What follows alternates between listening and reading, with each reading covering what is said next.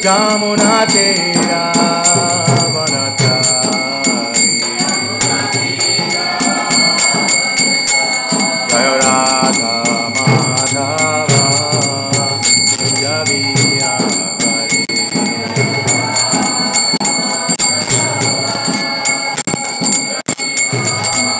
Gopi Jana Vallabha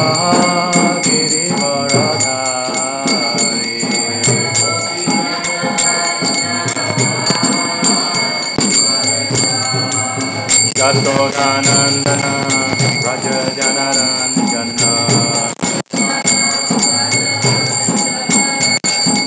Yashodanandana Raja Janaranjana Jamuna Tera Vanachari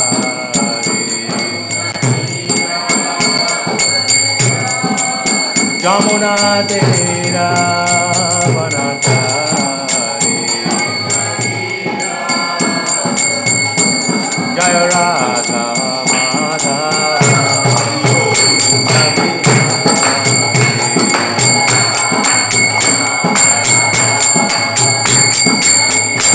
Jaya Jaya Prabhupada Prabhupada Prabhupada Jaya Jaya Prabhupada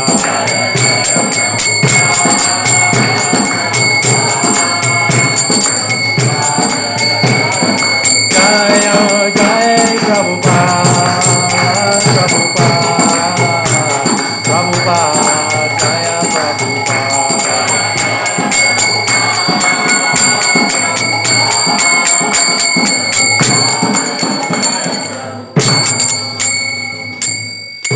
Gaur Premanande Jai Krishna Pad Paramahamsa Prabhupada Srila A.C. Bhaktivedanta Swami Srila Prabhupada Ki Jai Srila Prabhupada Ki Jai Śrīmad Bhāgavatam Ki Jai Nitai Gaur Premanande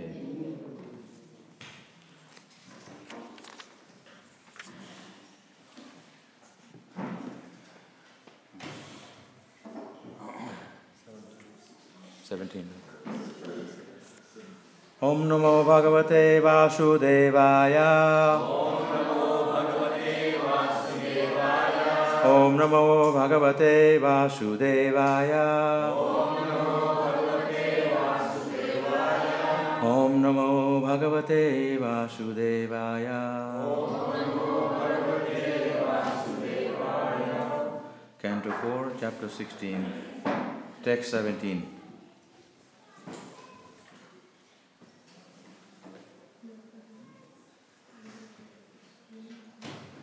Matri Bhakti Parastrishu.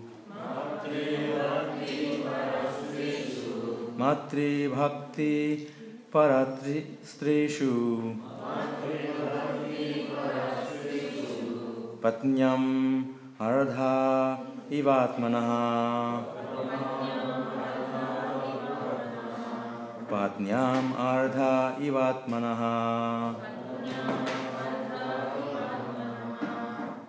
Prajashu Pitrivat Shigdha. Prajashu Pitrivat Snigdha. Kinkaro Brahma Vidhinam. Kinkaro Brahma Vadinam. Matri Bhakti Parastrishu. Patnyam Ardha Ivatmanaha. Prajashu Pitrivat Snigdha. Kinkaro Brahma Vadinam. Matri Bhakti Parastrishu. Patnyam Ardha Ivatmanaha. Prajashu Pitrivat Snigdha. Kinkaro Brahma Vadinam.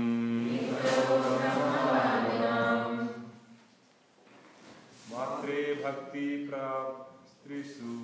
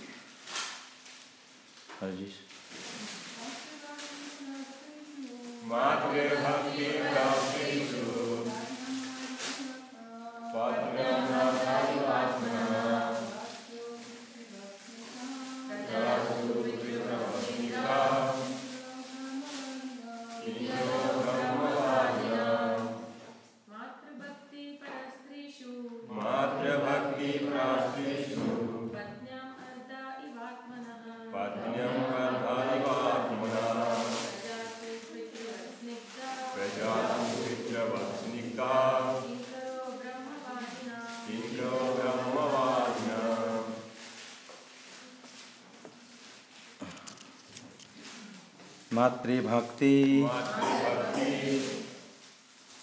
as respectful as one is to his mother. Parastrishu, to other women. Patnyam, to his own wife. Ardha, half. Eva, like. Atmanaha, of his body. Prajashu, unto the citizens. Pitrivat, like a father. Snigdha, affectionate. Kinkaraha, servant. Brahmavadinam, of the devotees who preach the glories of the Lord. Translation purport by His Divine Grace, Srila Prabhupada ki Jai. The king will respect all women as if they were his own mother, and he will treat his own wife as the other half of his body. He will be just like an affectionate father to his citizens, and he will treat himself as the most obedient servant of the devotees, who always preach the glories of the Lord. Purport: a learned man treats all women except his wife as his mother. Looks and others' property as garbage in the street, and treats others as he would treat his own self. These are the symptoms of a learned person and described by Chanaka Pandit. This should be the standard for education. Education does not mean having academic degrees only. One should execute what he has learned in his personal life. These learned characteristics were verily manifest in the life of King Prithu. Although he was the king, he treated himself as a servant of the Lord's devotee. According to Vedic etiquette, if a devotee came to a king's palace, the king would immediately offer his own seat to him. The word Brahmavadina is very significant. Brahmavadi refers to the devotees of the Lord. Brahma, Paramatma and Bhagavan are different forms of the Supreme Brahman, and the Supreme Brahman is Lord Krishna. This is accepted in Bhagavad Gita 10:12 by Arjuna. Param Brahma Param Dhama. Thus the word Brahmavadinam refers to the devotees of the Lord. The state should always serve the devotees of the Lord, and the ideal state should conduct itself according to the instructions of the devotee. Because King Prithu followed this principle, he is highly praised.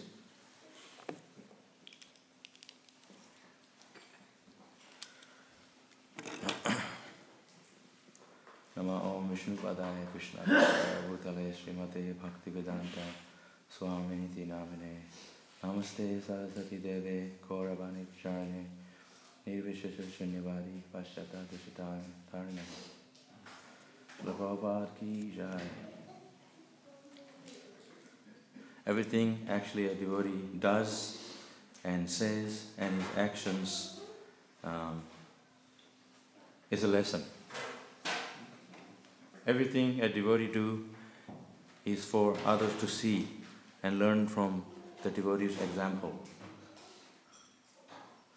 How we treat others and how we treat ourselves.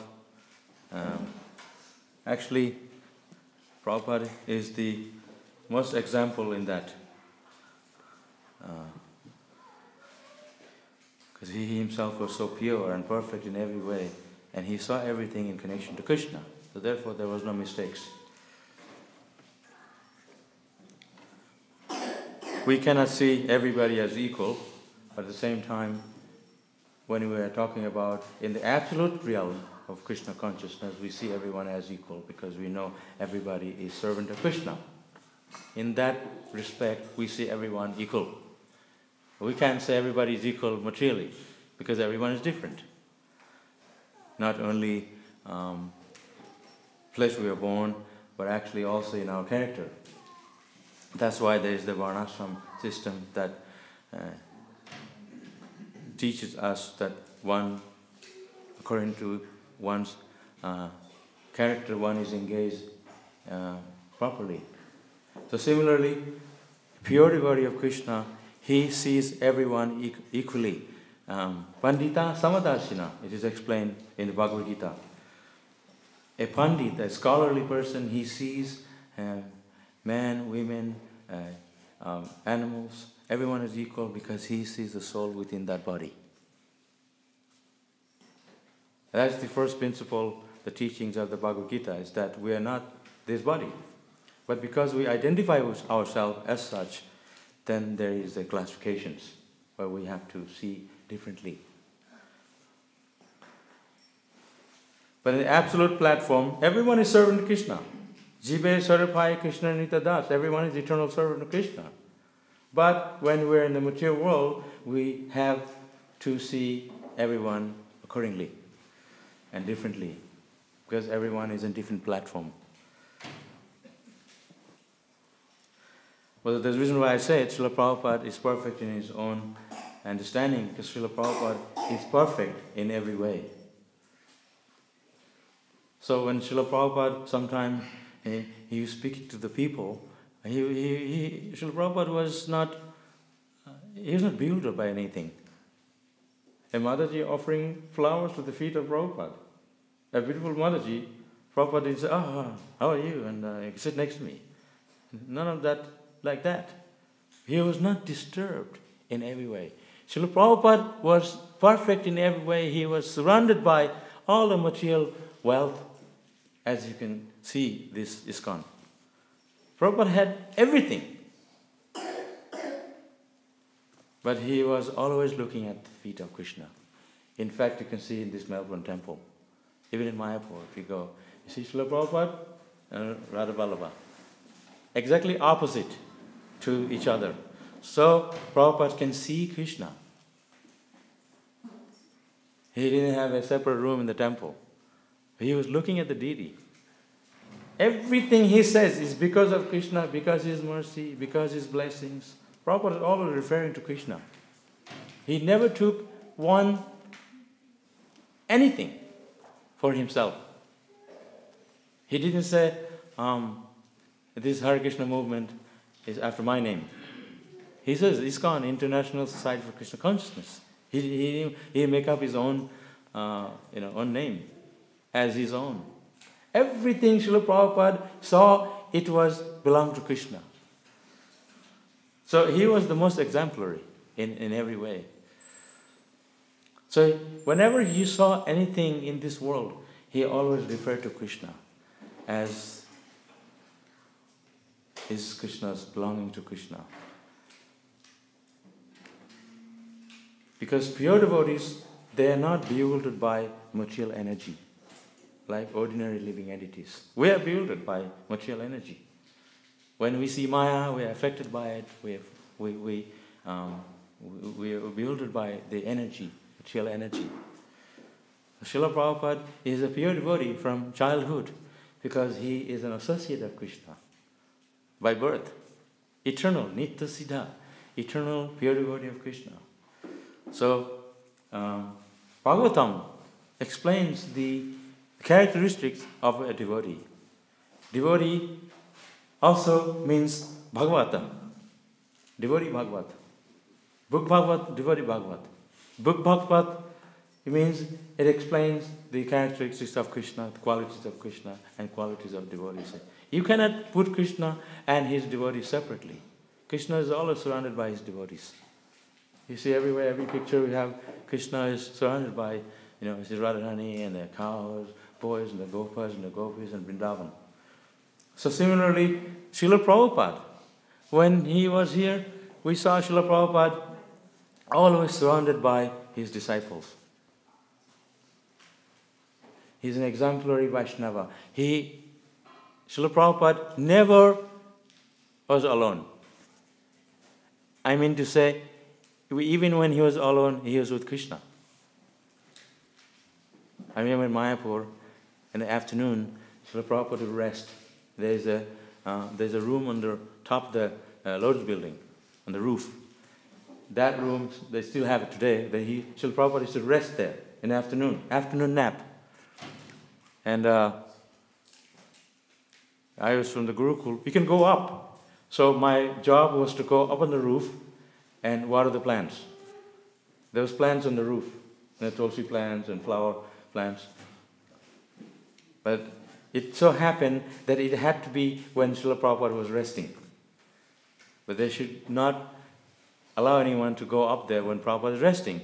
But somehow that it so happened that there was people coming up to water the plants, but Prabhupada is resting on the roof in his room. So then, young kids, they always do things that's a little funny sometimes. So then I was supposed to water the plants, and I would just, they have the hoses, and sometimes it's quite fun to, hose water on people and stuff. Not the plants. So you're on the top of the roof, and you're hosing down the people down there. They go, hey, Then all of a sudden, I saw somebody knocking my back. That was Prabhupada. I said, what are you doing? I thought Prabhupada would be resting. So that you should water the Tulsi Devi. He's very respectful to Tulsi, because he said, these are my plants. I'm resting here so I could, see the Tulsi. So he was telling me, I didn't understand much. He said, in our temple here, we worship the Tulsi on the bottom floor, in the temple room, like we do. And then Prabhupada's living quarters in the middle of the building, and there's Tulsi also in Prabhupada's room. If you go today, they have Tulsi plant there. And he had heaps of Tulsi on the roof. So someone has to water those plants. So then, Prabhupada is saying, you're mucking around and you're not watering the Tulsi. As soon as I saw Prabhupada, I was like, full Dandavat. And I wasn't so afraid, but I knew Prabhupada is very, very soft and very, very easily forgiving. He said, don't do it like that. And he went back in his room. And so the next day I went, and Prabhupada was a very deep sleep. And I thought, I heard that pure devotees, they always having pastimes with Krishna. So there was no curtain in the window. So I looked up, and Prabhupada was deep sleep. But then, what happened? All of a sudden, he turned around towards the window, towards where I was looking. And then I'm sure he could notice me, but then he just pretended to be closing his eyes. So, pure devotees of Krishna, they're always observing Krishna. Some like we see in the Guru Puja, he is Janme Prabhu She. Prabhupada is always around. Srila Prabhupada was in the US all alone, but he said, I feel the presence of my Guru Maharaj next to me. So sometimes we go out, do our duties. Our Guru Maharaj is with us. It's not just we sing in the Guru Puja, but he's actually with us. If you have the faith in your Guru, you can feel him wherever you are. Your Guru is with you because you are sincere and very obedient to your Guru and respectful of the Guru. You can feel the presence of your Guru. But Prithu Maharaj here, he's an avatar, incarnation. And there are different forms of guru. Chaitya Guru, the guru that sits in your own heart as the super soul. Sometimes when you go out in the street and you feel like doing this and doing that, then you have some indication. Oh, I better not do that. I'll do this. That indication is the super soul telling you. You say, no, I didn't know. There's no ignorance. We are being told all the time what is the correct thing to do. In the heart, there is a signal, indication that this is not the right thing to do. That's the super soul is telling you. So Chaitya Guru, the spiritual master, is sitting in the heart as the super soul. So Krishna appears here, and his avatar in incarnations. He is also appeared in the form of Guru, and he is sitting in everyone's heart as a super soul, Paramatma. So Krishna is always there guiding us. So Guru, the spiritual master, they come by the instruction of his Guru. Teaches us. So you are also Guru. Jare deka tare kaho Krishna avatar amara ga Guru haya taro aidesh. It's mentioned that you all become a Guru, means you teach others about Krishna. You become exemplary and tell others about Krishna. Jare deka, whoever you meet, you tell them about Krishna. So that way, everyone is a Guru, a teacher. So,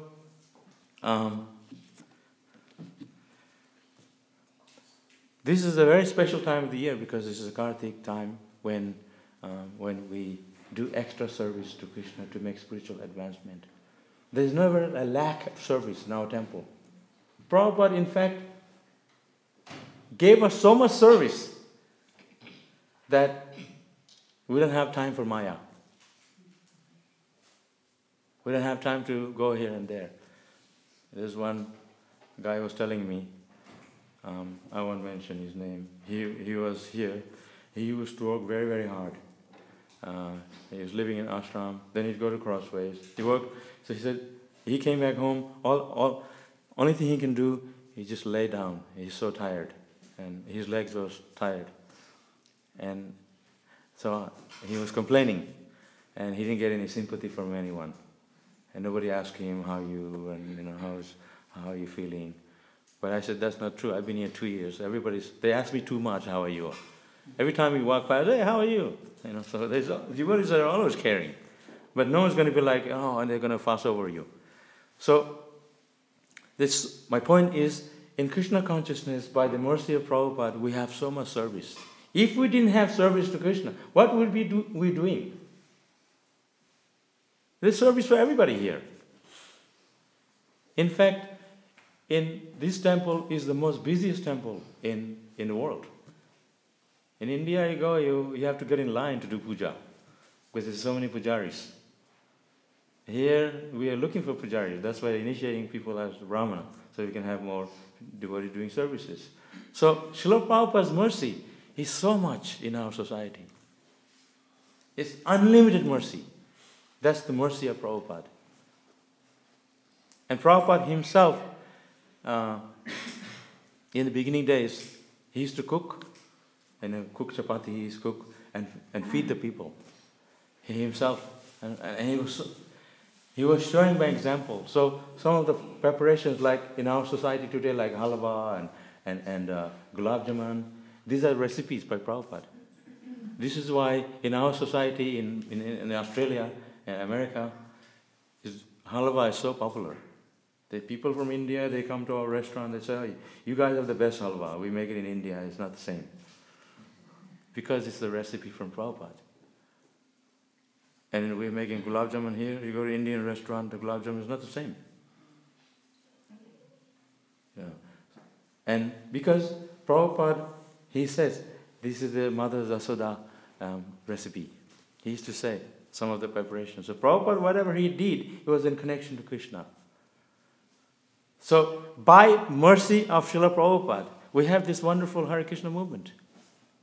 This Hare Krishna movement is direct connection to Krishna. Because there is that place, I was talking to, there's one devotee named Suravi, Prabhu. He passed away. Just before he passed away, he was actually living in Hong Kong for many, many years. But he didn't come to the temple. And suddenly he was coming to temple. And then he used to take lunch. Then, so he was telling us that Gurukul building in Vrindavan, the Gurukul building, actually that's his design. And so he designed it, not the temple, the Gurukul building. Temple also. Yeah, the whole. So Prabhupada told him, design a Gurukul building, like a school. So he designed the school like in the Western country, how they have the designs, Western style. He said, no, like this. He actually designed that inside, and there's a fountain and a garden in the middle. And so that's Prabhupada design. He told him that's how he wanted. So he was telling us that. So, and those building in Mayapur also. Surabi, Prabhu did the design according to the design of Srila Prabhupada. He originally used to give the proper design. Prabhupada said, not like this, I want like this. So Prabhupada had knowledge about everything. And so my point is that Srila Prabhupada, whatever it did, it's in connection to Krishna. As if. So when Krishna said something, Prabhupada said something means what Krishna meant. So whatever is there in the Bhagavatam, in the Bhagavad Gita, is written translated by Srila Prabhupada. These are the direct word of Krishna. That's why people who read Bhagavad Gita, Śrīmad Bhāgavatam, they feel inspired, because Prabhupada wrote exactly how Krishna wanted it. So he can touch the heart of the people. Somebody else wrote, they're not in favor of Krishna.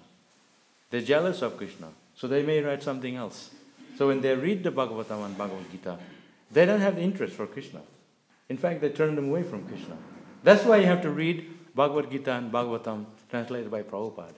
Because Prabhupada is pure devotee of Krishna. And I was there in the beginning days in Mayapur, in the 70s. Mayapur was a rural countryside, full of forests and animals. You can hear in the middle of the night jackals howling and snake crawling near you. We had to stay in a hut. There was a hut near the gate. That hut was the original building property in Mayapur, and they moved the Gurukul boys to stay in that hut. And the hut was full of snakes, because the roof is all beachly, how you say, straw, made of straw or grass. And so we had one devotee from America. He's a specialist, catching snakes. So he said, I'll stay up all night, you all sleep. And so we'd be sleeping, and he would be catching snakes by the neck. He knew how to do it. You have to catch it by the neck, so then they can't move. There's some area, same technique when you catch people. I know how to do it, so don't walk around. Catch the neck, you're stuck. Can't move the nerves here. So he knew the technique. The snake just opened his mouth because he was stuck. And so I said, I don't want to sleep. I want to watch how you do it. So he stay up, and he would be catching snakes. There's so many types of snakes. There's one snake that looks like the ladies wear the ankle, how you say? Bangles. There's a round shape with a design on it. So that's a very popular snake. But it's very poisonous, very shiny. So it's easy to see at night. It's to catch them. And I don't know if he was killing or not. So that's the condition we were living in Mayapur in the beginning days. And we were sleeping with snakes. You can make a movie, Sleeping Snakes, with that devotee sleeping. And then, Pusharam time, we didn't have all this wonderful Pusharam we eat here. It was the Pusharam that we ate that was for the food for life. Gum. Gum is broken wheat that was meant for food for life. We got as a relief, food relief from the US. Sometimes we'd find bugs in it. So we'd be eating that in the khichdi. That's khichdi, there's no rice in it, that's wheat, broken wheat. So everybody had a big pile of bugs on the side of the plate because we were pulling them out. That was, that was the days we used to live. So austerity, so much austerity. And Prabhupada, he himself knew how hard everybody worked. He was the most kind. So I was saying the other day, we didn't mind the austerity that we had to perform because we knew that when we saw Prabhupada, we just felt fantastic. We said, oh, I just want to be here. Prabhupada was so sweet and so kind and so merciful and so pleasing to be around that all those difficulties that we are facing in the temples, and the devotees at that time was like our society is constantly changing its phases. It was 70s and the 80s and the 90s and now. It's different times, different time. Proper time, if you're around, it was really, really rough. All the kids running around here and nobody dare to say anything. We're not dare to make noise like that. They throw you in the room and lock you up. They're very, very strict.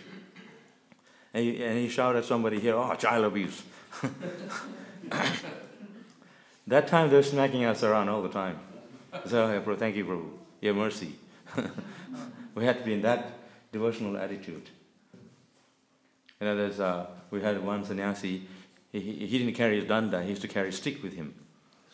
Like a bamboo stick. Anybody mucking around, he goes, I said, oh, thank you, Maharaj. But every time he came, we'd go the other way around. We didn't come, so another devotee, a sannyasi, and he wore really nice clothes, and then he had a water gun under his clothes. So anybody fall asleep, he sprinkled water on them. I see people here sleeping all the time. Nobody has a water gun. You can see how things will change. We're all so nice. And someone complained about, oh, you guys are, you're so strict and this, that, Hare Krishna. And, those days, if you didn't come from Mangalarati, you got to be here not 4:30, before 4:30, lining up, ready. Giving Bhagavatam class, every time I have to give class here, I didn't see anybody here. Everyone's around the toilet here and there. And no one's here. I think, oh God, I'm the only one sitting here. Speak to the wall and the deities. The proper time, everybody had to be sitting here in rows, not like you find the best spot in the temple and a wall and a mat. Everybody in the rows, sitting up straight, in the line. Before I sit to give class, they're already ready. I walk in here. That came from Prabhupada, because Prabhupada was there and everybody. So, it was really tough that time, really tough. And this Jayapataka Maharaj, he used to give Bhagavatam class in Bengali. And his Bengali wasn't that good at that time. Maybe he was learning. So they didn't have many people giving class.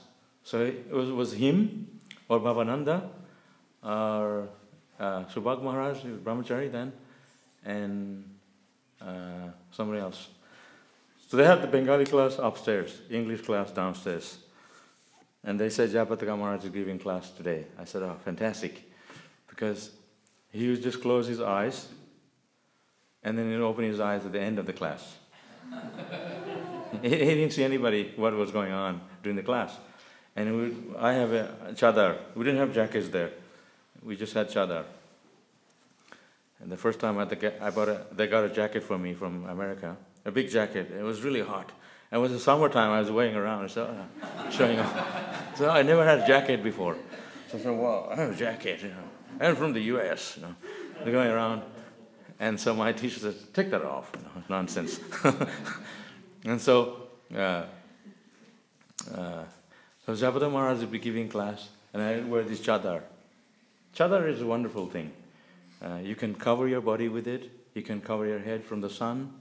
You can wear around the waist to go to the toilet, or you can put it around neck, around the shoulder, around the neck, many ways. So it is very useful. So I used to cover my head, completely face, everything, and sleep. It's a good thing. And he would say, Śrīmad Bhāgavatam class ki, and we all wake up and take each other off.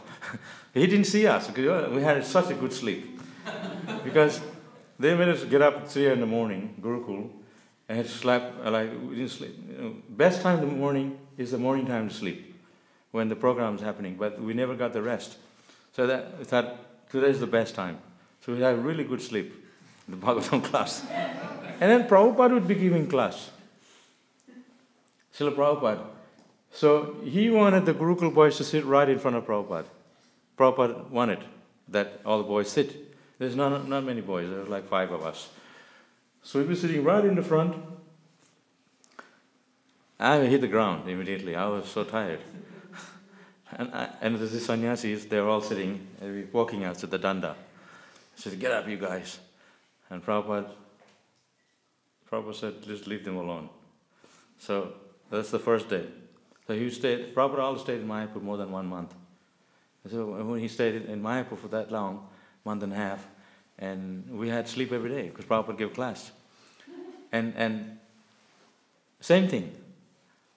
Srila Prabhupada ki jai, and I wake up. And the Bhagavatam class was over. And I would say, Jaya Prabhu. I would lead the kirtan while Prabhupada going up. They always got me to lead. Because I was crazy, didn't have any idea how to play the Mridanga, but I was just bashing it. You see the old photos. And Prabhupada liked it. Western devotees at that time, if you see videos of the olden days, devotees have no idea how to play Mridanga. They're just clanging, the cards all banging, and just sound. But Prabhupada loved it because they're so enthusiastic. Not like now, it's soft, everybody knows what to do, very mellow. There's just full on. There's no mellow sitting down kirtan those days. There was just it's all full on. This is where I get it from that time. And then Prabhupada would go up, Jaya Prabhu, really full on. He'd be like, and then he'd come down, come on, Jaya Prabhu, coming down steps. And sometimes Prabhupada would just stops and just look at us, how mad we are. He was always admiring and reciprocating with the devotees. And you see the old videos, Prabhupada would be coming, he used to go around 3 times around the temple room, and he'd ring the bell. They still do it, right? And he started that. He had Chanamita go around, and he wanted the Gurukul boys to be in front of him, dancing. He would be dancing really, really wild. Imagine Prabhupada was there. And it would be up in the air like this high. And if you saw me like in the 80s, we'd be jumping really high. And there's this tall Western devotees, like Bhakta Prabhu, very tall. But we jump so high, we'd be like above his head, almost. Like a spring. One devotee said, you got a spring in your leg. And Prabhupada would be, look at us, he's going just like this. It's not enough. The whole time he had his hand like this. We're so wild, dancing so much, he's just going like this. And then there was a Mataji, Prabhupada's sister. She looked just like Prabhupada. And she'd be standing on the side, and Prabhupada would come and go to her and said, come on. She's very elderly. Prabhupada was very humorous. So Prabhupada was never really, he was very satisfied. But when it comes to Krishna consciousness, he was never enough. We have to do more. He was always challenging. So, challenging in Krishna consciousness is all this mood of enthusiastic came from Prabhupada. Prabhupada himself was so enthusiastic. And when he was sitting on the Vyasasan, he was very smart. We gave him all the flour. He didn't just keep it on his dhoti. A big pile of flour like this in front of him. And people were not just offering flour, they were also giving him vases. And people were crazy, oh, Prabhupada. And some of them in tears. And everyone was so emotional to see Prabhupada. You see, we have groups today. Somebody at the back, they're scratching, someone there and here and there. When Prabhupada was around, it was just wild. They only saw Prabhupada. So, Prabhupada keep all that flour, and then at the end, he goes, Jaya Prabhu, And he started throwing those flowers in the air. And we never saw the flower land on the ground, because we grabbed them in the air. It was everybody grabbed every bit of flower that was thrown into the air by Prabhupada. And he'd keep that big vase at the end. And when he threw that, it just disappeared in the air. People, This is Guru Puja. So when he sat down, the ground, marble floor like this, it was stained by flour. Completely stained under the feet. So now everybody has, sari and dhoti, completely stained. And you can't clean stain. You can't get it off the dhoti. And every day I had all the stain in the dhoti. And they didn't have, not like today, like you can go to the shop upstairs and buy a dhoti. Not easy to get. It was like, only dhoti we have. Only sari you have. It's not like you have a big wardrobe of clothes that time. And everybody had one kurta, another one's vest. They used to make them in Mayapur. They had a handloom. That was it.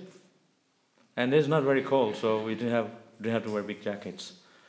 And Srila Prabhupada, he saw how hard the devotees work. Sometimes the American devotees, when they came to Mayapur, they thought, I'm going to have a good time here. And they all got sick because they were sitting around in the room. And Bengali devotees, they're working in the field. So Prabhupada said, you guys are not working, that's why you're sick. They run to the toilet, they have diarrhea. Because you don't work hard. So we got all the American devotees to go out, for European devotees, and work in the field with the Bengali devotees. And they were okay. Because when you don't work hard and just sit around and eat in a simple prasad, you'll get sick. Especially if you're coming from here. Because the weather, the food is different, the water is different. So Prabhupada was always very understanding about everybody. And he was very, very merciful and very soft towards everyone. He didn't just hit anyone. He was sitting in the class, you're sleeping, he didn't hit us. But he wanted us to love him. So that's the trick. If you want someone to love you, you need to be nice to them. Even if they do some nonsense, you just say, it's okay. So Prabhupada was very, very understanding. So what I'm saying, this connection to Prithu Maharaj. Prithu Maharaj was a very loving person to the citizens. He created rain, cut the mountains, and flattened the mountains so there can be land to grow rice. That's a king. We don't have anyone in the government who says, wait a minute, there's no rain in New South Wales. He can make it rain. Everybody had to donate money and bring grasses and food to feed the farmers. Prithu Maharaj, he saw that there was no rain, and he created the rain. Suddenly rain. That's the power. That's the proper government. The real government, they had the power to create rain and grow grass at his will because he is Bhagavan, God. So similarly, a devotee is very caring and loving. Devotional means I don't fall at the feet of Krishna and everyone else is just nonsense. You have to respect everyone accordingly. See the Mataji, you see the man, you're going to hell because you're a lady. Not like that. We have respect for everyone because everyone is part of Krishna. Everyone is servant of Krishna. That love, that's a real love, comes from understanding knowledge, comes from Gyan, spiritual understanding. If we don't have that understanding, this is why there's a conflict in this world. Everyone's saying, you are this, you are that. Everyone's fighting. Ignorance is what makes the conflict in the world. So Bhagavatam, Śrīmad Bhāgavad Gita and Bhagavatam is there for us to wake up to knowledge. That knowledge is Atmagyan, knowledge of the soul, is that when we can hear submissively from a guru, from a teacher. You will not get this knowledge that you get from Bhagavatam from a school. This knowledge comes from teacher, spiritual teacher, a devotee, spiritual master. Srila Prabhupada is the perfect spiritual master. He can touch the heart of every living being. Like Chaitanya Mahaprabhu. Chaitanya Mahaprabhu, he could look at everybody and suddenly everyone turns into a devotee. And Prabhupada actually had that power. Others went to America, they came back. They said, that's too difficult. Prabhupada went, looked at everybody, New York City, whole New York, everybody's devotee. And that's why a whole world, if you go to Mayapur, they don't say, the local people, they say, let's go to the Sahib Mandir. You know what that means? Sahib Mandir. Sahib means white people. Yeah. They don't say, oh, Radha Madhava and ISKCON. They say, oh, Sahib Mandir. At that time. So, I remember my mother brought me to Mayapur, small, and we said, our first thing in our mind was to go to the Sahib Mandir. There's the Jagapit, Chaitanya Mahaprabhu's birthplace, and then ISKCON. ISKCON was this lotus building, not much there happening. And I was so eager to see them. So they said, if you want to see the Maharajis from America and the other man, they are going to dance at 7 o'clock, Arati time. So we were already there at 4 o'clock. So they're waiting all afternoon to see them dance. You know, just like we're dancing here. But you can just imagine Westerners dancing. And we're just villagers who come here and say, well, white people dancing, wow, that's going to be so fun. You know, better than going to the movie, you know. So then, we waited all afternoon till from 4 o'clock to 7 o'clock. And there was nowhere to go. We just sat in the field. And the time was approaching. And then I saw two people come out. That was Pankaj and Janarivash today. And they said, anyone, he was giving people fruits from offering, you know, they have fruit offering at 4 o'clock. Same every temple. And they gave us a little bit of fruit. And I took the fruit from him, but I was just looking at him more than I was eating fruit. So my fruit was sitting in my hand, I was like, wow, it's a sadhu, you know, like, where does it come from? And I didn't speak English, I was just looking at him. And then they said, the local people said, wait till 7 o'clock. They're all going to come out and dance in the temple. So I said, wow, I can't wait. And at 7 o'clock came, there was all these devotees, Westerners and Madhajis and Sari. And they were dancing like, they don't do like today. They really dance, full on. In my heart, I was thinking, I want to be part of this. I want to be one of these people. And that's how it happened. After a few years, I was there with them. Yeah. And I thought, you know, in a home, you eat nice food, and there's no more suddenly. He joined ISKCON is something very different. He doesn't get what you eat at home that mothers cook. It's very different. But you know, I joined the Mayapur in ISKCON. I could get everything I was getting at home because my mother was cooking there. In Mayapur. Yeah. But she was really fanatical. She said, I'm only cooking for Prabhupada Radha Madhava. Get out of the kitchen. So I said, can you cook this, the thing you used to make at home? And he said, no way, this is Radha Madhava. We have a system here. So I was just telling the other day, this is really fanatical. More fanatical, I mean, I don't know where she got it from. So before I joined the Hare Krishna, we were sleeping. Middle of night, I heard this whispering. I don't know what the sound. Hare Krishna, very like we chant. So I went closer to hear. I got out of bed. It was very dark. I couldn't understand. I heard Hare Krishna, but not the way she was saying it. So in the morning, I asked her, what are you doing in the middle of the night? What are you whispering? She said, I'm not allowed to tell you.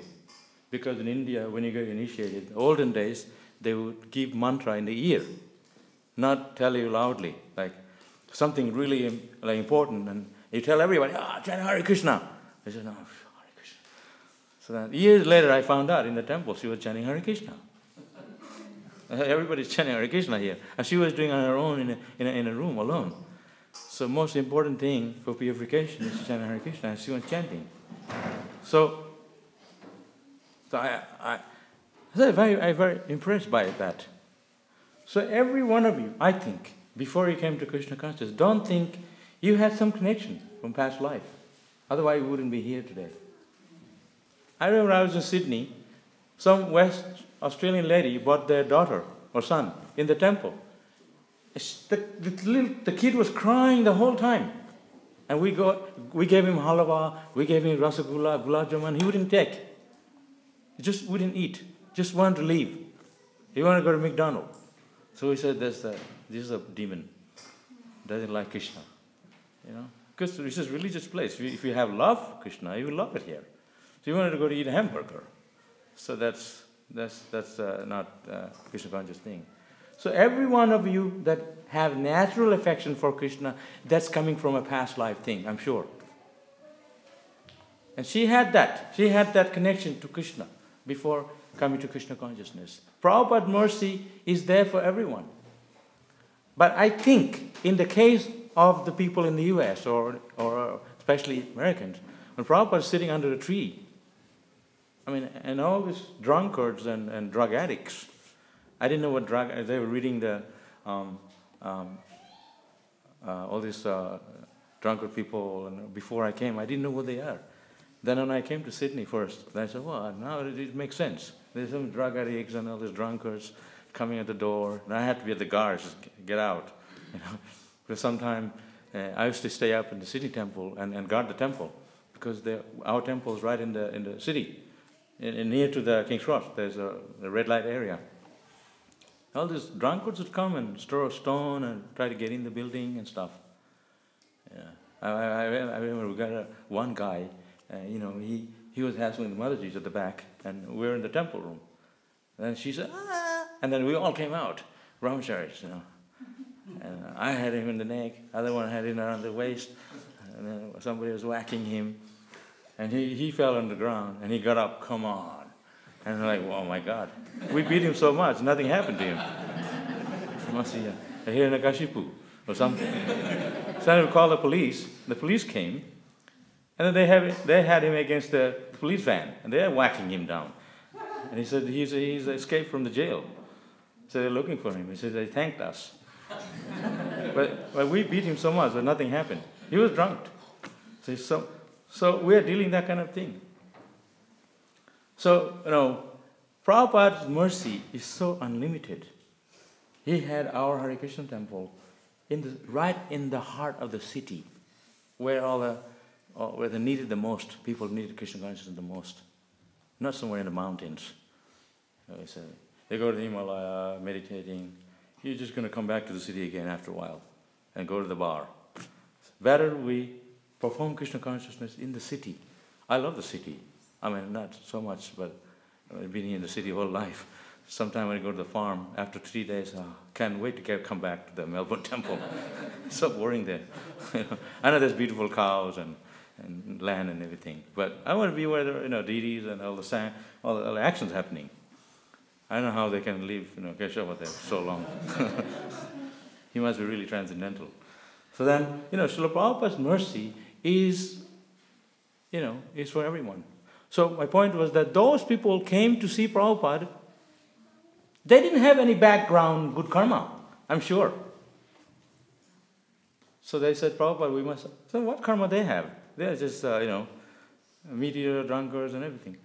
But Prabhupada's mercy made them pure. His blessing.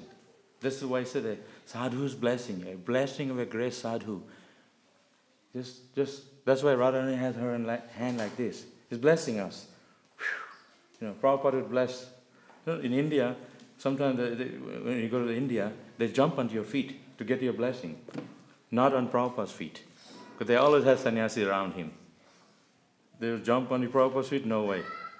One time, Srila Prabhupada was walking in the temple, and this guy, Westerner, he wasn't clean, and he had all his hair and all matted and stuff like that you see in the street here. And he jumped to Prabhupada's feet. And everyone's really angry. They said, Prabhupada said, leave him alone. Let him touch my feet. Yeah. And the guy was grabbing Prabhupada's feet, and he was crying.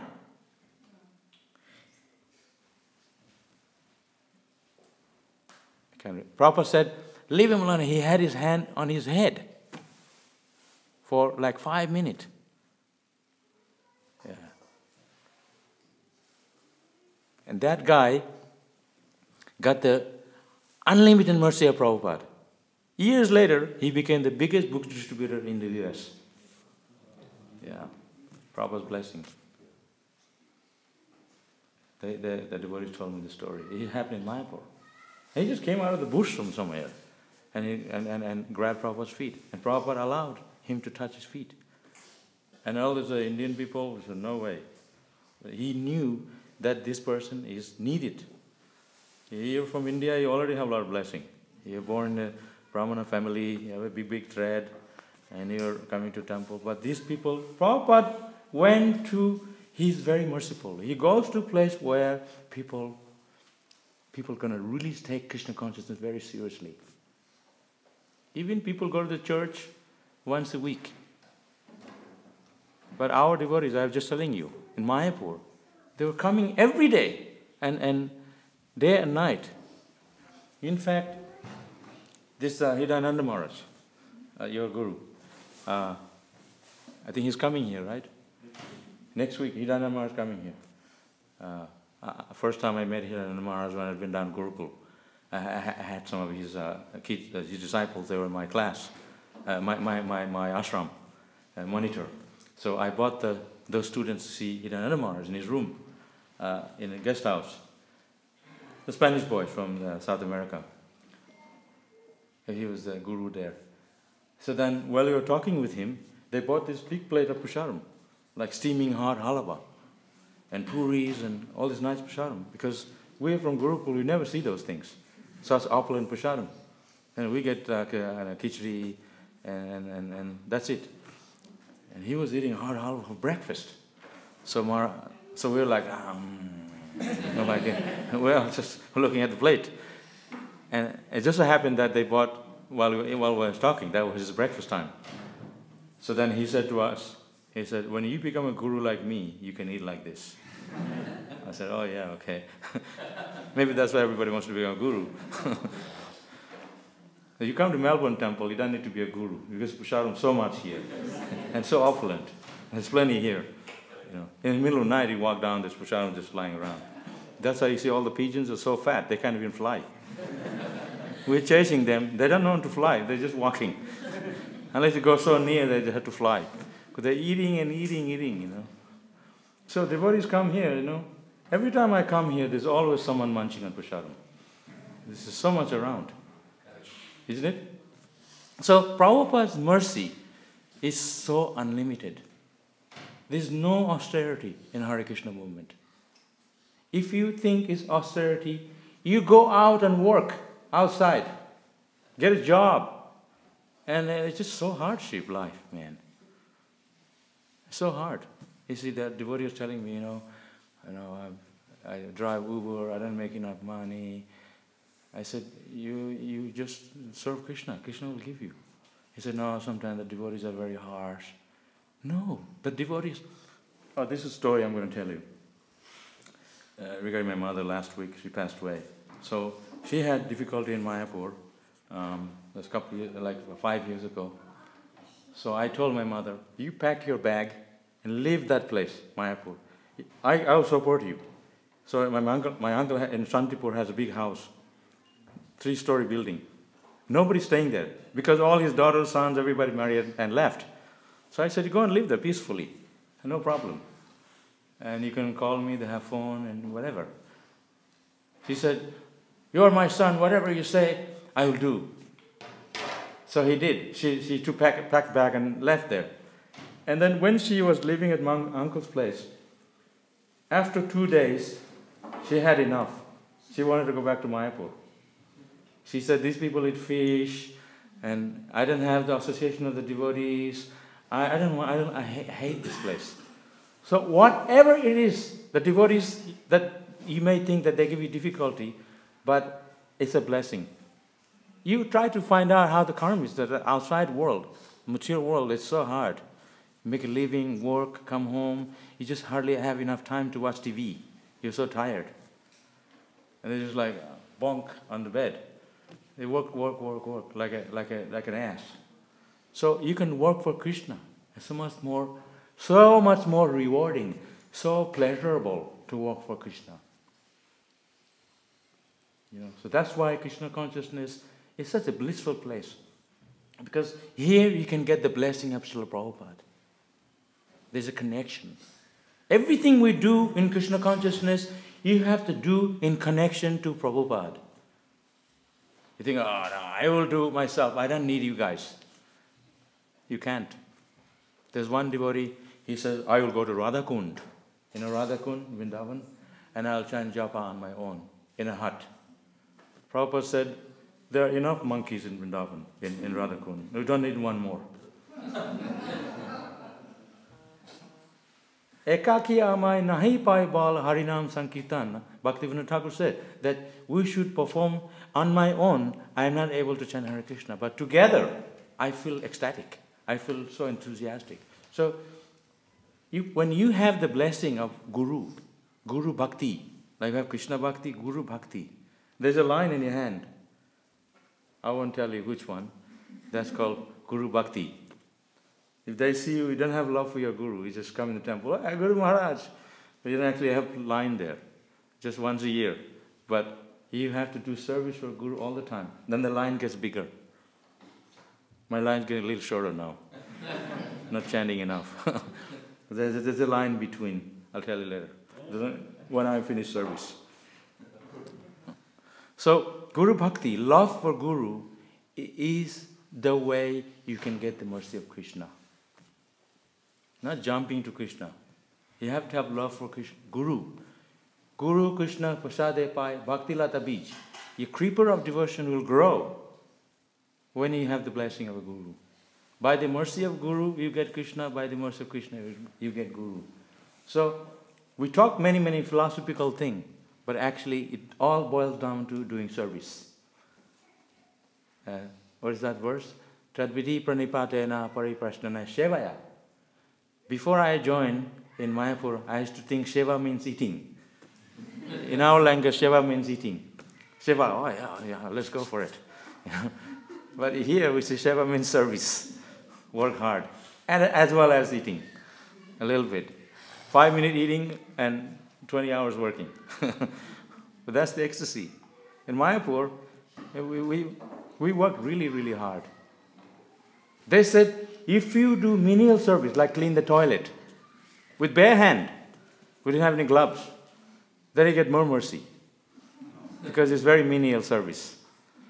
I said, I at least need a glove, please. So we don't have any gloves. So I told the devotees from the US to bring gloves, really good gloves. So I was wearing gloves and cleaning. They all said, they stopped cleaning the toilet and they started looking at the gloves. So where do you get that glove from? It's only for me. So I got them to get, now they have everything in India. We had to do all the septic work in Mayapur, to carry the stuff and put it in the field for irrigation. So we are doing all menial service, a lot of menial service. This much academic and this much work. Every day. That's ecstatic. I didn't mind. Because I knew I was going to be leaving. I was going to go to Vrindavan Gurukul, because they had all the academics.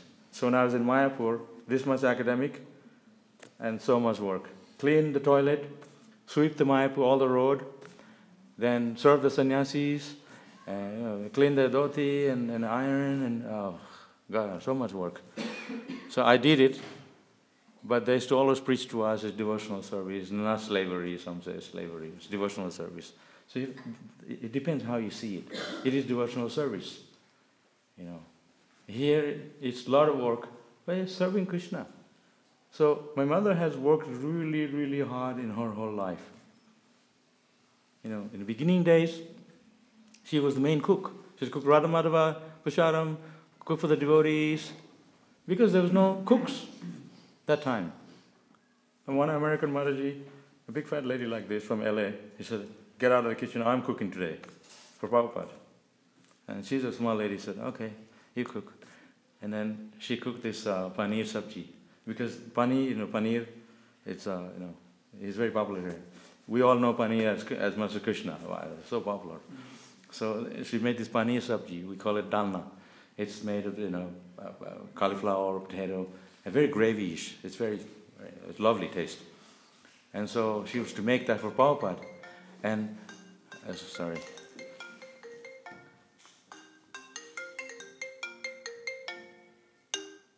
And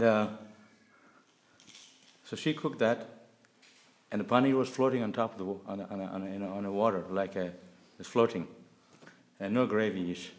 So they said, "Who cooked? That's a great offense to cook that kind of sadhana for Prabhupada." And they found out this Madri, Bhavananda's former wife. They said they almost wanted to kick her out, and so they offend Prabhupada. So she was back in the kitchen next day. Yeah. So if you want Prabhupada's mercy, then you have to work hard for Prabhupada, to please Prabhupada. Oh, no, I have a day off today. What day off? There was no such thing as day off, our time. Oh yeah, so I was telling you about Hirananda Maharaj. Yeah, so Prabhupada asked, where's Hirananda? They said he's busy doing this service. And so Prabhupada said, he said, even if he's not here with me, I am very pleased with him because he's busy doing service for me. So you think I'll go to Guru Puja, do that, but someone in the kitchen, they're doing service. It's as good as coming to Guru Puja if you are doing service for Prabhupada. Yeah. You come to the temple, you see the deity, how well are you actually seeing Krishna? You may be seeing this is the idol. You don't understand. But when you hear about Krishna, through service you can know Krishna. From the ear, oral, then you can understand what is Krishna. By seeing, we don't understand. Seeing is believing, they say. What seeing is believing? You can't see many things. But you have to hear, oh yeah, I know it now. But you see, I don't understand. If I give you a plate of food in front of you, you just look at it. Only Krishna can eat with his eyes. So sometimes I'm not hungry, so I'm eating with my eyes. You can say that. But you actually need to eat it. So, service. You have to do service to be able to understand. Not just theoretical. So the way to please Guru is to follow his instruction. His instruction is hard work. He collapsed at the end of the day. The gopis and the gopas in Vrindavan, they are not wearing tie and going to work. They're working hard. They're making yogurt. Have you ever made butter? This is very, very hard work. You have to make the yogurt and put water in it and you churn it. Now they have machine. You have to churn it. It's like a lot of work. And you get a little bit butter on top. And you scoop up the butter and again churn. And you don't get much butter, but it depends on the quality of the milk or yogurt. That's what they used to do. And Krishna just eats it, throws it on the ground, feeds it to the monkeys. All this hard work. And the gopis were in ecstasy. Oh, thank you, Krishna. They didn't mind that they worked so hard for Krishna. They say, oh, you Krishna, you're just making us work hard. You're so happy making us work hard. You're enjoying that, huh? You're slavering us. No, Krishna's love. He wants to see us, that how much we love him through our service. So Prabhupada was like that, very loving. So he said to Hirananda Maharaj, you're not here, but I understand. You're serving me by doing my work. Even if you're not here while I'm doing the Guru Puja. He said that. He told us that. So devotees work very hard. At the time of death, we work hard. That hard work kills us. It doesn't actually kill us. It brings us closer to Krishna. Like I said, if you didn't work hard here, you work hard for your family and to maintain your family outside. So you can balance it. Come here whenever you work hard. The gopis and the Lakshmis in Vaikuntha, they're sweeping the Vaikuntha, they're cleaning the road. There's no dust in Vaikuntha. It's all super clean. Just like here. He came here just that afternoon, he just mess everywhere. Woke up in the morning, 3:30 I came in, wow, this is all clean. That's because Sukadeva is going around making sure everybody's cleaning nicely. For us to get up in the morning, it's all clean. So hard work is, we have to make sure, so that the Lakshmis, they're cleaning. There's no dust, but they're cleaning. So that's the love. Out of love, you do your service. Yeah. Even if there's no dust. Yeah. So here we have every ample opportunity to make Krishna consciousness advancement in spiritual life by the mercy of Prabhupada. So always, in the back of your mind, always give glories to Prabhupada. Always give credit. This is why I always say, in India they don't say much. Oh, thank you. Only I came here, everything we do is thank you, thank you, thank you. Everybody's thankful, that's good. So you have to admire, acknowledge that there is Krishna behind who's accepting, reciprocating our service. He's accepting. Nothing goes unnoticed. Krishna's watching everybody, how much we do, what you don't do. This guy's goofing off, not doing, he's doing. Everything is being watched by Krishna. Krishna is very, very merciful, but he doesn't punish us. We are punishing ourselves by not doing the service. So we have to not do artificially, but understand this will please Krishna out of love. Then it becomes more pleasurable when you do Prabhupada. Hare Krishna. Any quick questions? Or?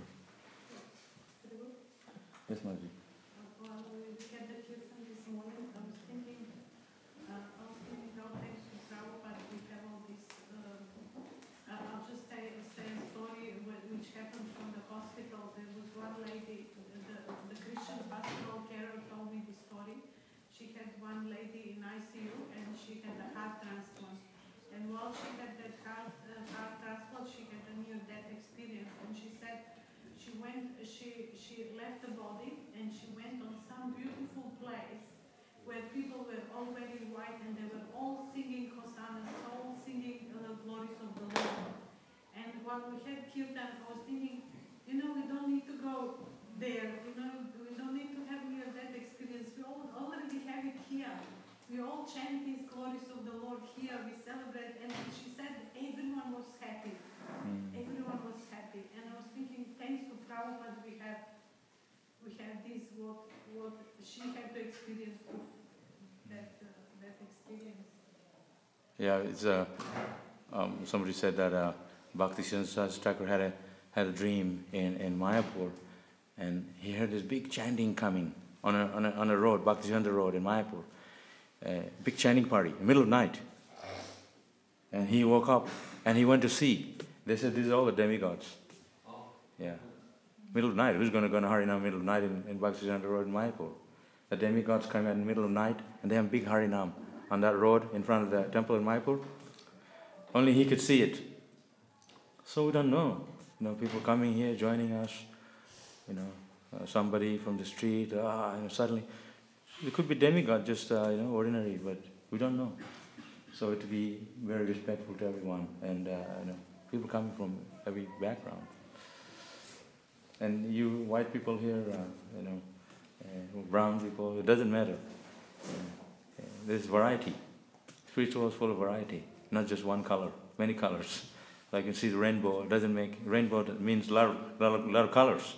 So in the spiritual world, there is a lot of varieties. Everyone's serving Krishna, but there's no conflict because they see Krishna as their loving person. And everyone is serving. Who can serve Krishna the most? So it becomes challenging. And so that's the nice thing. So in here, in spiritual life, we're all trying to serve Krishna to please Krishna and Guru in the best ability, everyone. So whatever we do, cook, clean, work, whatever we do it to its perfection and please the Guru. Not for yourself. The way to do for yourself is to do for Krishna, automatically. It's like some people, the Indian people, sometime long ago, they go to their home and they're having hot chapatis and all this and nice prasadam for themselves, and they're offering one sweet laddu to Krishna. That's it. You have to eat what you offer to Krishna. That's the devotee. Best thing you like, you give to Krishna. And Krishna likes the best things, and you make that. That's the meaning of a devotee. Devotee means we do things that's going to please Guru, please Krishna. Otherwise, we become the center of everything. Śrīmad Bhāgavatam Morning Class.